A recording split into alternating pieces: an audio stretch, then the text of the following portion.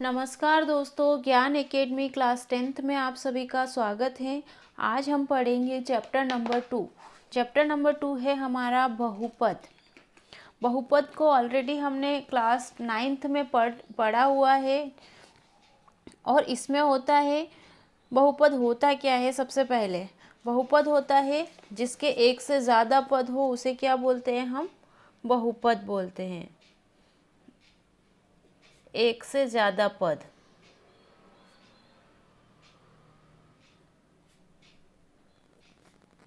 तो उसे क्या बोलते हैं? बहुपद। इसमें दो चीज़ें होगी आपकी, जैसे कि मैंने आपको बताया कि चर, एक चर वाले बहुपद मतलब और उनकी घात। चर क्या होता है यहाँ पे? चर आपका होगा X, Y, Z, T, U, V, whatever जो भी हम लिखेंगे जो होगा वो चर होगा। अचर मतलब कांस्टेंट, 7, 8, 1/2, √2, ये होगा हमारा अचर। अब क्या होगा? बहुपद कितने प्रकार के होते हैं? पहला होता है रेखिक बहुपद, जिसकी घात क्या होगी? एक होगी। वो क्या कहलाएगा? हमारा रेखिक बहुपद। उदाहरण क्या है इसके लिए? 2x-3, मतलब यहाँ पे घात क्या है? 1 है। √3x + 5, मतलब यहाँ पे भी घात 1 है। y + √2, मतलब यहाँ पे भी घात क्या है? 1। जिसकी भी घात, जिस बहुपद की घात 1 होगी वो क्या कहलाएगा? रेखिक बहुपद कहलाएगा। दूसरा है द्विघात बहुपद। द्विघात बहुपद में घात 2 के पद को क्या कहते हैं? द्विघात कहते हैं, जिसकी घात 2 होगी। जैसे एक उदाहरण के लिए y² - 2, यहाँ पे घात क्या है? 2 है। 2 - x² + √3x, तो यहाँ पे अधिकतम घात को देखते हैं सभी में। तो जहाँ पे अधिकतम घात 2 होनी चाहिए तो वो क्या होगा? द्विघात बहुपद। सेम त्रिघात बहुपद, जिसकी अधिकतम घात क्या होनी चाहिए? 3 होनी चाहिए, तो वो क्या होगा? त्रिघात बहुपद। जैसे उदाहरण है इसका 2 - x³, तो ये यहाँ पे अधिकतम घात 3 है। x³ ये भी है। √2x³, ये भी इसकी घात अधिकतम 2 है। अब इसमें देखिए 3 - x² + x³, मतलब अधिकतम घात, हम अधिकतम घात को देखेंगे तो x³, तो ये हमारे हो गए त्रिघात बहुपद। अब हम पढ़ेंगे प्रश्नावली 2.1।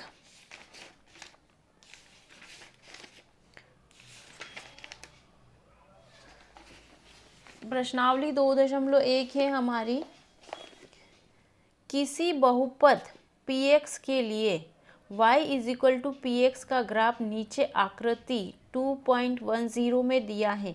प्रत्येक स्थिति में px के शून्यकों की संख्या ज्ञात कीजिए। इसमें हमें निकालने हैं शून्यक। प्रश्नावली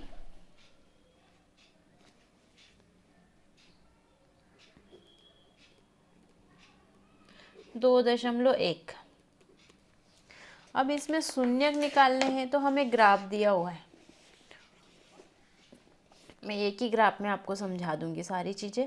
ये हमारा है x अक्ष, ये हो गया y अक्ष। अगर x अक्ष से इधर सारे होते हैं माइनस के, इधर होते हैं प्लस के, इधर प्लस के होते हैं, इधर माइनस के होते हैं, तो x के ऊपर जितनी बार कट होता है ये, वो उसका क्या कहलाएगा? शून्यक कहलाएगा। तो इसमें एक भी बार कट नहीं हो रहा है पहले वाले डायग्राम में, तो इसका शून्यक क्या होगा? 0। इसमें सेकंड में इसमें कितनी बार कट हो रहा है? एक बार, तो इसका शून्यक क्या होगा? 1। इस थर्ड वाले डायग्राम में देखिए 1, 2, 3, तो इसका शून्यक क्या हो जाएगा? 3। शून्यक निकालना है आपको।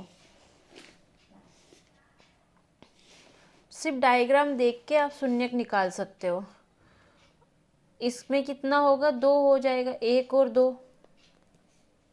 इसमें 1, 2, 3, 4, तो इसका शून्यक क्या होगा? 4। इस वाले डायग्राम में देखिए 1, 2, 3, तो इसका शून्यक हो जाएगा 3। लास्ट वाले में 1 2 3, तो इसका शून्यक हो जाएगा 3। मतलब आप डायग्राम देख के, अगर आपको डायग्राम दिया हुआ है ग्राफ में, वहाँ पे एग्ज़ाम में अगर आपको ग्राफ पेपर पे ये दिया है और बताएंगे कि आप इसका शून्यक निकालिए, तो आपको एक्स वाले अक्ष पे जितनी बार ये कट करेगा वही उसका शून्यक होगा। तो आपको ये चीज़ें समझ में आ गई होगी। अगर आपको कोई समीकरण दी हुई है, समीकरण दिया है जैसे x+2 px is equal to, तो इसका शून्य क्या है, अधिकतम घात देखेंगे तो इसका शून्य क्या होगा 1, शून्य क्या होगा 1।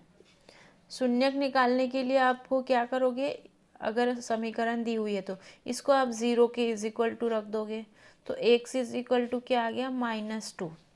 तो अगर इस समय x का मान समीकरण में रखने पर,